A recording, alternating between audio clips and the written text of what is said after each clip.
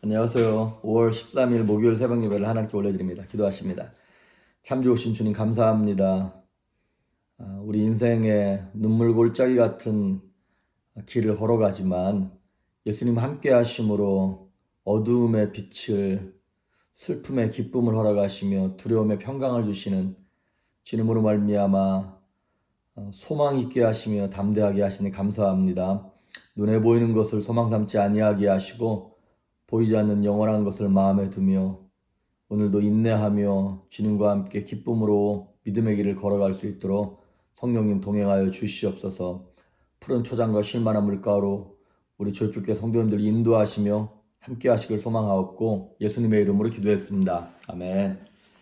예찬송가 410장, 새찬송가 310장, 하나님의 은혜로 찬양하십니다. 하나님의 은혜로 있을 데 없는 자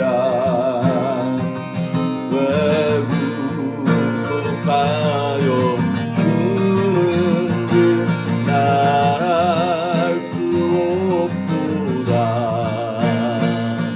내가 믿고 또 의지함은 내 모든 형편 아시는 주님 보호해 주실 곳은 나는 확실히 아네. 내게 굳센 믿음과 복음 주셔서 내 맘이 항상 편한 줄 알아 없도다. 3절합니다. 내게 성령 주셔서 내 맘 감동해 주 예수 믿게 하는 길 알아 없도다. 내가 믿고 또 의지함은 내 모든 형편 아시는 주님 보호해 주실 곳은 나는 확실히 아네. 주 언제 강림 하실지로 밤낮에 또 주님 만날 그곳도 날 알 수 없도다. 내가 믿고 또 의지함은 내 모든 형편 아시는 주님 보호해 주실 곳은 나는 확실히 아네. 아멘. 오늘 우리에게 주시는 말씀은 사도행전 7장입니다. 7장 1절에서 8절 말씀까지. 사도행전 7장 1절에서 8절 말씀까지 봉독해 올립니다. 대제사장이 이르되 이것이 사실이냐? 스데반이 이르되 여러분 부형들이여 들으소서. 우리 조상 아브라함이 하란에 있기 전 메소포타미아에 있을 때에 영광의 하나님이 그에게 보여 이르시되 내 고향과 친척을 떠나 내가 내게 보일 땅으로 가라 하시니 아브라함이 갈대아 사람의 땅을 떠나 하란에 거하다가 그의 아버지가 죽음에 하나님이 그를 거기서 너희 지금 사는 이 땅으로 옮기셨느니라. 그러나 여기서 발 붙일 만한 땅도 유업으로 주지 아니하시고 다만 이 땅을 아직 자식도 없는 그와 그의 후손에게 소유로 주신다고 약속하셨으며 하나님이 또 이같이 말씀하시되 그 후손이 다른 땅에서 나그네가 되리니 그 땅 사람들이 종으로 삼아 400년 동안을 괴롭게 하리라 하시고 또 이르시되 종 삼는 나라를 내가 심판하리니 그 후에 그들이 나와서 이곳에서 나를 섬기리라 하시고 할례 언약을 아브라함에게 주셨더니 그가 이삭을 낳아 여드레 만에 할례를 행하고 이삭이 야곱을, 야곱이 우리 12조상을 낳으니라. 아멘. 자, 어제 보셨던 것처럼 이제 7집사 중에 가장 유명한 우리 스데반 집사님이 이제 유대인들에게 종교 지도자들이 붙잡혀서 억울하게 고소당합니다. 이 종교 지도자들이 스데반 집사님을 고소하기 위하여 사람들을 매수해요. 돈으로 매수하고 그 다음에 충동질을 해가지고 거짓말을 시켜요. 그래서 스데반 집사님 무슨 죄를 졌냐? 신성 모독하는 죄를 졌다. 어떻게? 거룩한 곳을 이렇게 무시하고 멸시하고 저주했다는 거예요. 그게 어디냐면 예루살렘이고 성전을 얘기하는 거예요. 이스라엘 백성들에게 성전은 하나님입니다. 곧 하나님이 계신 곳일 뿐만 아니라 하나님이라고 생각을 했던 거예요. 그리고 예루살렘을 성전을 무시했고 그 다음에 율법을 안 지켜도 된다. 율법을 지키지 말아야 된다라고 그렇게 말했다고 거짓말을 시켰어요. 그래서 이제 스데반 집사님이 고소를 당한 거죠. 그래서 그 고소에 대하여 7장 전체를 할애하면서 설교를 하는 거예요. 말이 설교이지만 변증을 하는 거죠. 자기 자신을 변호하는 것처럼 보이지만 사실 스데반 집사님은 이 기회를 통하여서 유대인들에게 한 번이라도 더 설교를 하기 위해 전도를 하는 거예요. 전도 설교를 하는 것이죠. 스데반이 여기서 만약에 좀 고개를 숙이고 그랬다면 죽지는 않았을 거예요. 그런데 진리에 대하여 침묵하지 않는 것이죠. 이 기회를 비록 자기가 위험에 처한 상황임에도 불구하고 동족을 사랑하는 마음으로 복음 전파의 기회로 삼고 설교를 하는 거예요. 그런데 오늘 설교가 이제 성경의 신약에 보면 베드로의 설교도 있고 사도 바울의 설교도 있고 있지 않습니까? 근데 그 모든 설교 가운데 제일 길어요. 제일 길지만 설교를 가만히 보면 스데반 집사님의 영적 통찰력이 나와 있는 굉장히 훌륭한 설교예요. 아브라함부터 시작해가지고 자신들의 믿음의 조상들을 쭉 꿰뚫기 시작하면서 하나님이 어떻게 역사하셨는가에 대하여 복음이랑 딱 이렇게 연결을 시키면서 하는 굉장히 멋있는 설교인 것입니다. 그런데 오늘 설교가 길기 때문에 오늘 두 번에 오늘과 내일에 걸쳐 설교를 하겠습니다만은 간단하게 오늘은 아브라함에 대하여, 내일은 이제 모세와 그 인물에 대하여 이렇게 얘기를 하면서 스데반 집사님의 설교를 한번 이렇게 나눠 보도록 하겠습니다. 그러면 왜 이제 아브라함을 먼저 언급을 했을까? 스데반 집사님이 지금 하고 싶은 말이 이거예요. 야, 유대인들아, 나도 유대인이긴 하지만 우리가 믿는 신앙이 잘못됐다는 거예요. 너희가 그렇게 존경에 맞지 않는 우리의 조상인 아브라함을 우리가 존중하고 아브라함의 신앙을 우리가 갖고 있다. 우리가 구원받은 하나님의 선민이야. 선택받은 아브라함처럼 하나님이 특별히 선택한 그러한 민족이야. 우리 구원받았어. 너희들이 이렇게 믿고 있지만 그게 아니라는 거예요. 아브라함이 믿고 있는 신앙과 지금 너희가 믿고 있는 신앙이 다르다. 이렇게 얘기하고 있는 거예요. 이건 정말 충격입니다. 유대인들은 자신들의 정체성이 아브라함의 후손인 거거든요. 그런데 이제 뭐라고 지금 스데반 집사님이 얘기하고 있는 거냐면 유대인들이 믿고 있는 신앙의 껍데기를 지금 찌르고 있는 거예요. 유대인들의 뼈를 때리는 거예요. 무슨 얘기냐면 유대인들은 여호와 하나님, 그 하나님을 사랑한다고 그 하나님을 믿는다고 얘기하지만 사실은 그 하나님을 우상처럼 섬기고 있는 거예요. 어떻게? 하나님이 어디에 계시다고 믿고 있어요? 예루살렘 성전에만 있다고 믿는 거예요. 하나님은 어디에나 계신 전지전능하신, 그리고 무소부지하시고 무소불능하신 그런 하나님이 전능하신 하나님인데 유대인들이 그 하나님을 성전 안에만 계시다라고 딱 고정관념을 갖고 있는 거예요. 그런데 그 유대인들을 향하여 스데반 집사님이 야, 생각해봐라.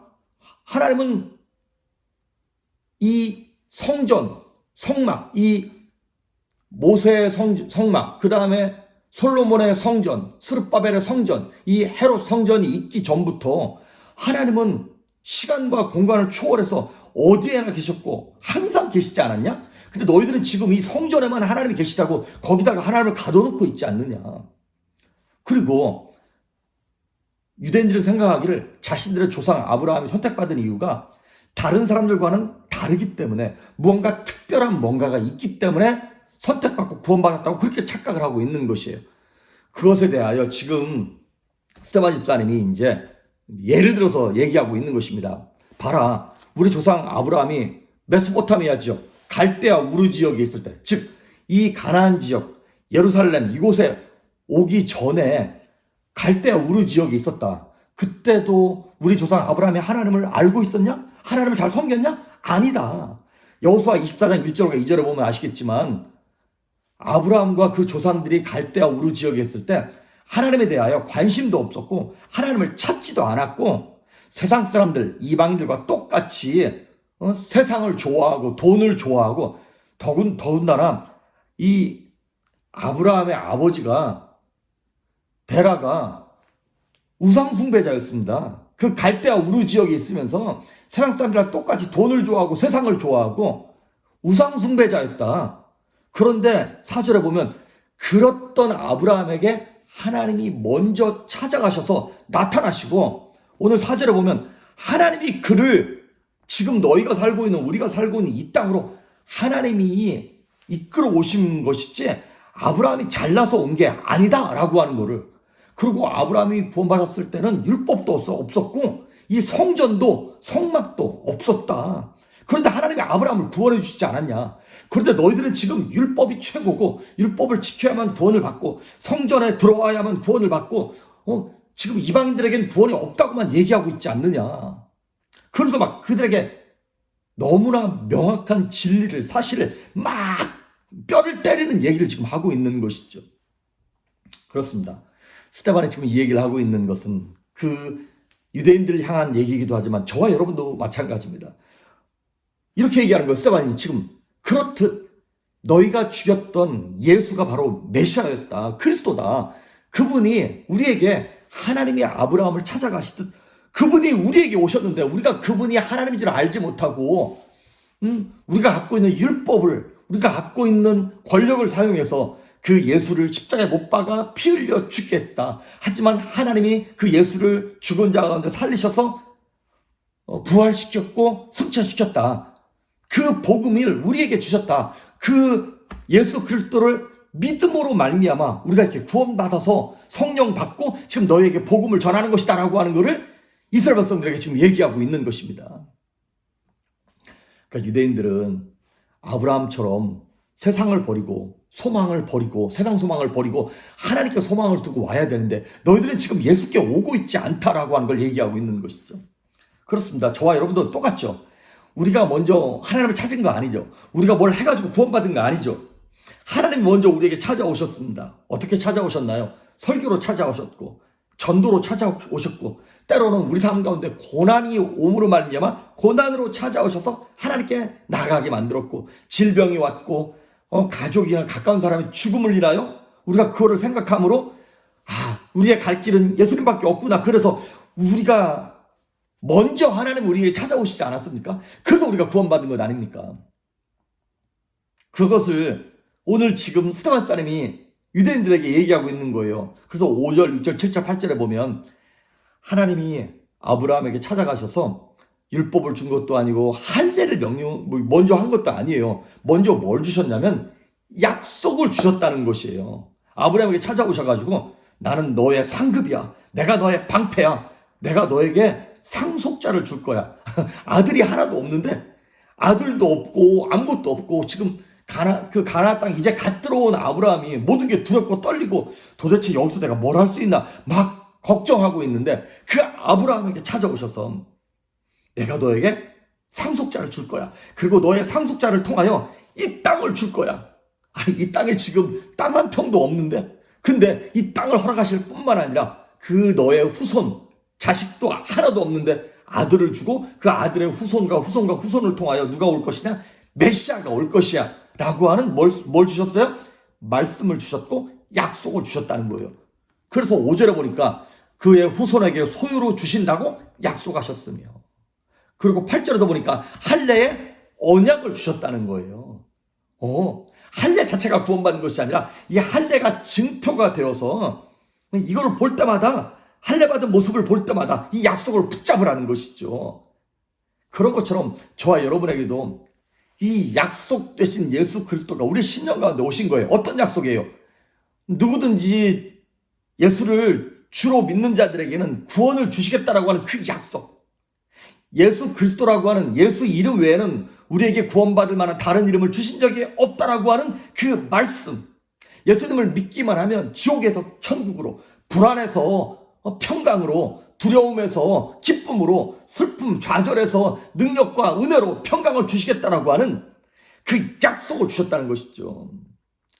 아브라함이 그 약속의 말씀을 붙잡고 믿음의 조상이 되었던 것처럼 유대인들을 향하여 너희들도 이제 그 율법이 아니야, 그 성전이 아니야, 행위가 아니야, 하나님의 약속을, 그 간단한 사실을 믿기만 하면 돼. 그러면 성령께서 너의 마음 가운데 들어가시고 너희의 삶을 주장하시고 너희의 자녀를 책임지시고 우리의 가정을, 교회를, 이 땅을 하나님께서 구원하시고 은혜 베푸시겠다라고 약속의 말씀을 주신 줄 믿습니다.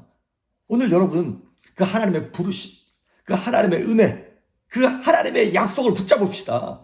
아브라함이 잘나거나 잘했기 때문에 은혜 구원받은 것이 아니었던 것처럼 저와 여러분도 오늘 우리가 무엇을 해서 이 땅에서 성공하고 승리하는 게 아닙니다. 하나님이 함께 하셔야 됩니다. 여호와는 나의 목자시니 나를 푸른 초장과 쉴 만한 물가로 인도하신다 그랬어요. 양은요 목자를 따라가기만 하면 됩니다. 오늘 그 예수님을 붙잡읍시다. 저도 하루하루 살아가면서 좀 하루 종일 감정이 요동을 치는 것 같아요. 천국을 갔다가 지옥에 떨어졌다가 슬펐다가 기뻤다가 뭐든지 다 할 수 있을 것 같다가 또 모든 게 아무것도 되는 것이 없는 것 같다가 정말 어쩜 그렇게 요동을 치고 연약한지 모르겠습니다. 근데 그 가운데 우리에게 말씀을 주신 그 주님의 말씀을 붙잡고 오늘도 다시 한번 믿음을 붙잡는 거예요. 약속을 붙잡읍시다. 성령을 붙잡읍시다. 그러면 하나님 함께 하세요. 내가 붙잡을 능력도 없어요. 솔직히 말하면 우리가 그냥 다 믿습니다. 그 의지만 드리면 하나님이 붙잡아 주시는 줄 믿습니다. 하나님이 새 힘을 주시는 거예요. 새 능력을 주시는 거예요. 평강을 주시는 분입니다.